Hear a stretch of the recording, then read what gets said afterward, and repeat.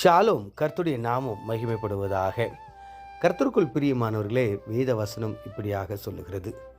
அந்த மீனின் வயிற்றில் இருந்து யோனா தன் தேவனாகிய கர்த்தரை நோக்கி விண்ணப்பம் பண்ணி. யோனா 2:1. கர்த்தருக்குள் பிரியமானவர்களே, கடந்த நாட்களில் யோனா என்கிற தேவ மனிதனை குறித்து அவர் எப்படியாக தேவனுடைய சமூகத்தை விட்டு விலகி போனார், தேவனுடைய சமூகத்தை விட்டு எப்படி ஓடிப்போனார், தேவனுடைய சித்தத்தில் இருந்து எப்படி அவர் தன்னை விடுதலையாக்கி கொள்ள நினைத்தார் என்பதை நாம் தியானித்தோம்.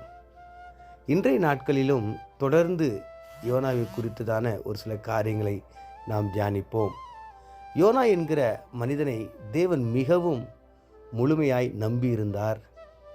ஒரு தேசத்து மக்களை அவருடைய பாவங்கள், அவருடைய அக்கிரமத்தினுடைய சத்தம் அவருடைய சமூகத்தில் எட்டின அந்த நிலையில் அவர்களுக்கு மன்னிப்பையும் அவர்களை மீண்டும் தன்னிடம் சேர்த்து கொள்ளும்படியான ஒரு இரட்சிப்பின் பாதையில் நடத்தும்படியாக யோனாவை தேவன் தெரிந்து கொண்டார்.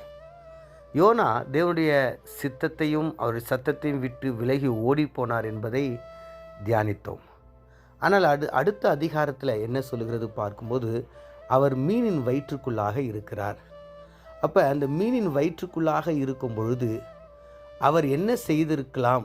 ஒருவேளை அவ்வளோதான், என்னுடைய உயிர், நான் இன்னும் கொஞ்சம் மணி நேரத்தில் நான் கொஞ்சமாக என் ஜீவன் முடிஞ்சிடும், நான் மறிச்சிடுவேன் அப்படின்னு சொல்லிட்டு அவர் நினச்சிருக்கலாம்.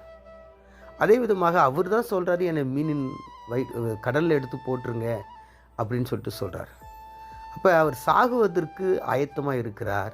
ஆனால் ஆண்டவர் அவர் சாகாமல் இருக்கும்படியாக அவரை மீனின் வயிற்றில் வைத்து பாதுகாக்கிறார். அப்போ அந்த இடத்துல யோனா செய்கிற ஒரு காரியம் என்னன்னா, தான் செய்த தவறை அவர் உணர்ந்து, நான் தவறு செய்து விட்டேன், தேவனுடைய சமூகத்தை விட்டு விலகி சென்று விட்டேன் என்று அவர் நினைத்து வேதனைப்பட்டு அந்த மீனின் வயிற்றில் இருக்கும் பொழுதே அவர் ஜெபிக்க துவங்குகிறார். வசனம் சொல்கிறது, என் நெருக்கத்திலே நான் கர்த்தரை நோக்கி கூப்பிட்டேன், அவர் எனக்கு உத்தரவு அருளினார். நான் பாதாளத்தின் வயிற்றிலே இருந்தபொழுது நான் கூக்குரலிட்டேன், நீர் என் சத்தத்தை கேட்டீர். சமுத்திரத்தின் நடுமையாக ஆழத்தில் நான் இருந்தேன், அங்கேயும் நான் உம்மை நோக்கி கூப்பிடும் பொழுது நீர் எனக்கு செவி கொடுத்தீர். அப்போ பாருங்கள், அவருடைய அந்த வேதனையை அவர் கர்த்தர்ட்ட சொல்கிறார். ஆண்டவரே, நான் மீனின் வயிற்றில் இருக்கிறேன், நெருக்கத்தில் இருக்கிறேன். ஆண்டவரே, நான் பார்த்தீங்கன்னா உம்மை நோக்கி நான் கூக்குரல் இட்டு கொண்டிருக்கிறேன். என்னுடைய சூழ்நிலை எப்படிப்பட்ட ஒரு சூழ்நிலை என்று நான் அறியாத ஒரு நிலையில் நான் மிகவும் பயந்து போயிருக்கிறேன் அப்படின்னு சொல்லிட்டு அவர் மௌனமாக இராதபடிக்கு தேவனை நோக்கி அவர் ஜெபிக்கிறார். மீனின் வயிற்றில் கூட அந்த இக்கட்டான, நெருக்கமான, கவலையான, கண்ணீரான, தனிமையான அந்த இடத்துல அவர் மௌனமாக இராதபடிக்கு தேவனை நோக்கி அவர் ஜெபிக்கிறார்.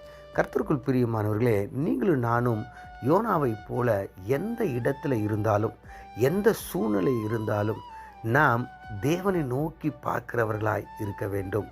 ஒருவேளை அவருடைய இரக்கத்துக்காகவோ அல்லது ஆசீர்வாதத்துக்காகவோ சுகத்திற்காகவோ எந்த ஒரு நிலையில் நம்ம அவரை நோக்கி பார்த்தாலும் அதை அவர் தர ஆயத்தமாக இருக்கிறார்.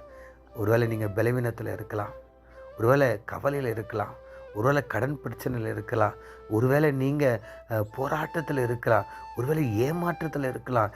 எந்த சூழ்நிலை இருந்தாலும் நீங்கள் அந்த சூழ்நிலையிலிருந்து கர்த்தரை நோக்கி பாருங்கள், கர்த்தர் உங்களுக்கு உதவி செய்வார். பாருங்கள், யோனா மீனின் வயிற்றில் நெருக்கத்தில் இருக்கிறார்.